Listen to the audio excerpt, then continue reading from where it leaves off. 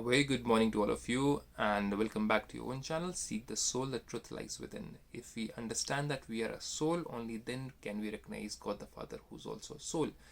God is not a human being, He's a being. Being means the soul, but not the human. Human means the humus. Humus means the matti or the soil.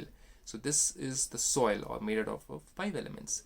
But God is just the being. So, we are also human being. We say human because we have a body and we are the being, the soul who's running the body and doing the karma on this earth plane or this plane of acting, or we can call it as the Kurukshetra, where we do karma chetra, where we do actions. So God the Father reminds us that we need to become like Him. But before we go ahead, let's have a look at this link above, which takes us towards flexibility, because health is also very important. If you don't have a physical healthy body, we cannot sit for meditation for a long time. We cannot sit in meditation. Our mind will be pulled towards our body and bodily ailments. Health, flexibility, diet is also very important. Heavy diet means heavy mind. What we eat is what we become, and also sleep patterns are very, very crucial over here. So let's understand today's blessing after this.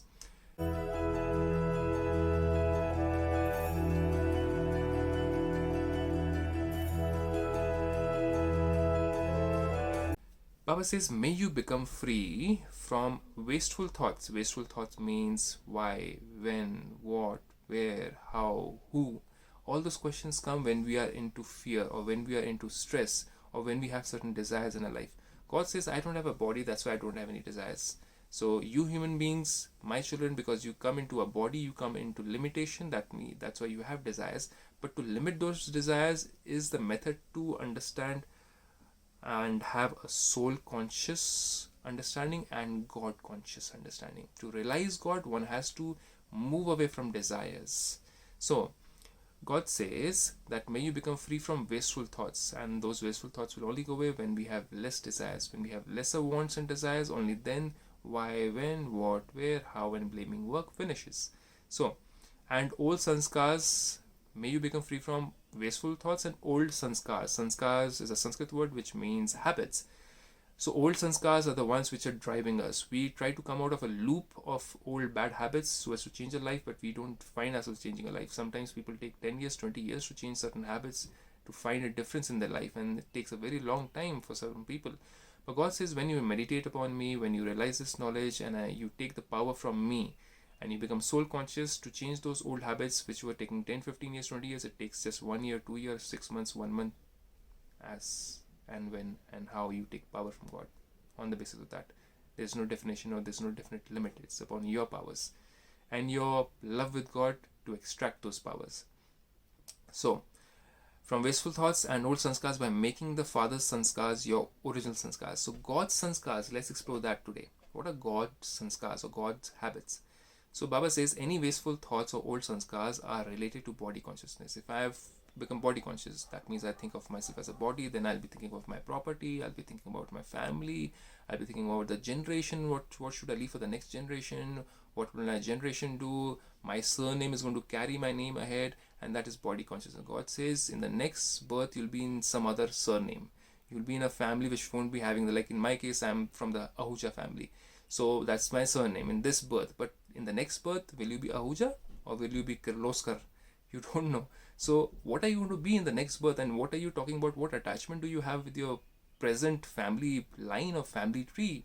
That is all falsehood. God says so many attachments we have, and because of which we have the ego of I belong to so and so family, and that ego doesn't let us become delivered from all the sins. Because of ego we end up doing sins. So, and more than that, body consciousness also brings about the old habits of ego or jealousy, or looking down upon others, or feeling weak, by the way, also, or feeling insecure is also because of body consciousness, or having low confidence is also because of body consciousness. Why was I not born in a rich family? Why is my family a low caste family? Or why do I belong to a family which is from this religion where everybody makes fun of that religion? So all that is body consciousness. God says come out of that and you'll become complete and whole like me. So God doesn't have any religion, means he is neither a Sikh, neither a Christian, neither a Muslim. So if you call him as your God the Father, then what is his religion? Should be your religion too, right? So if he's Hindu, God is Hindu, then you should be a Hindu. If God is Sikh, then you should be Sikh. If God is Muslim, then you should be Muslim too, right? So what is his religion is your religion. And his religion is purity, love, peace, happiness, bliss, power. That is his religion. So God says that if you imbibe my sanskars, then your sanskars will be pure. And you will remove body consciousness, because he doesn't have a body, he doesn't take birth through a body, doesn't take birth through a mother's womb. That's why he doesn't have bodily desires, which we end up having, and we get entangled into those desires, and then we look for liberation. We say, God, liberate me. Liberate me from what? Having bodily greed, having bodily ego, having bodily jealousy, having bodily discontentment, and many negative bodily low confidence, bodily I don't look good, okay, I'm not so fair, bodily discontent, body consciousness. Oh, I'm not so pretty, body consciousness. Oh, I'm short in height, body consciousness. I'm not so rich, body consciousness. And there are many, many more things. I cannot speak well in front of others, I'm shy, body consciousness. There are so many examples. So Baba says sanskars of soul consciousness would be like the fathers. So God is soul conscious. Imagine God thinking, oh, how will I talk to my children? How will I liberate them? Is my knowledge right? Am I the knowledgeful? They pray to me. Am I so powerful? Doubt. So God is soul conscious. That's why he doesn't have any doubts. When we come into limitations of the body, we become doubtful because we compare ourselves with others. So next, Baba says, just as the Father is always the world benefactor, he is able to give benefit to all the souls by giving them soul conscious knowledge. In which scripture do you have soul conscious knowledge? None of them. Every scripture talks about stories of the earth, and in those stories we look for physical beings as examples, but God is a non-physical being. So non-physical entity can only tell us the truth, because soul is the non-physical entity and supreme soul is non-physical. So soul is truth, body consciousness or body or stories of the body are not the truth. So that's for you to understand, that's for you to understand, realize. Father says, just as the Father is always the world benefactor, he is able to benefit others, the one who uplifts all, merciful and the bestower of blessings.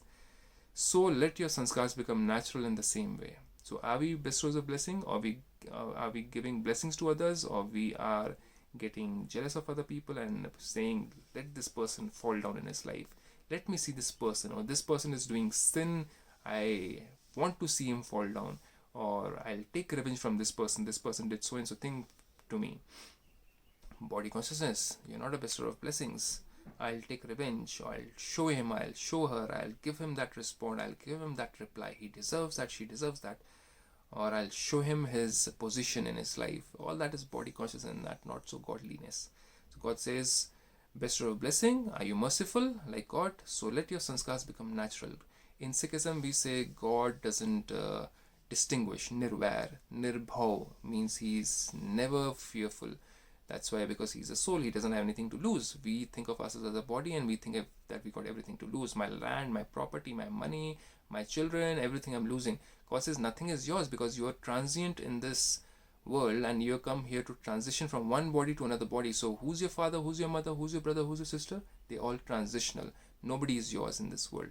And then we say, well, spirituality makes us very, very lonely, or it makes us very, very crude and harsh and selfish. No, it makes us loving, detached, and not wanting anything or not desiring anything from those people whom we call as ours. We don't call them as ours, that my father, my mother, my brother, my sister. Okay, to say we call it as my brother, my sister, but in our consciousness we don't say that he is mine or she is mine, my wife, my children. No, they are all transient in this life. Who knows tomorrow who will leave the body, and you won't be having your own siblings or your own relatives around you. So whom are you calling yours? Nobody is yours. They're all transient. So that's what God says, so as to remove our burdens, so as to remove our dependency on others, and we become whole completely. Who is God dependent upon? Whom does God call his father or mother or brother or sister as? Nobody. He wants us to have the same kind of thought patterns, but still he's loving, right? Similarly, he wants us to be loving also, but same time be detached. So Baba says, the one who uplifts all, merciful and the bestower of blessings. So let your sanskars become natural in the same way. To create sanskars means to act according to your thoughts. To create sanskars means habits, means to act according to your thoughts. When we think of something and we keep on acting on that or put it into action, it becomes like an imprint of memory, and we like those habits, like brushing, bathing is a habit, right? We like it. So you also make that as a habit of being merciful, being benefactor, being somebody who's giving blessings and not curses to other people, and that becomes a habit. Think and do is habit, not just think and dream. So Baba says to create sanskars means to act according to your thoughts, words and deeds. The sanskars of your life are the key with which everything works. So you change your habits, you change your life, you change your character, you change everything. You can't be just thinking I'll do this, do this, do this, and you take 10 years to do it, and you imagine why didn't it happen? Well, you didn't put it into action, and that did not become a habit. Habits push you. Habits are the battery. Habits are the force, not the thoughts only. Habits are the force for your life. So make those habits. So Baba says with which everything works automatically. So this is a key. You don't have to push things around. So if you make a good habit, stick on to it. There is then no need to work hard. Automatically make a habit. It drives you. Habits drive you, not your thoughts. Thoughts into actions and words and deeds becomes habit, and habits drive your life. That's the fact which God has taught us at Brahmakumaris. So I leave you with this. Have a blessed day. Stay safe. Stay home. Om Shanti.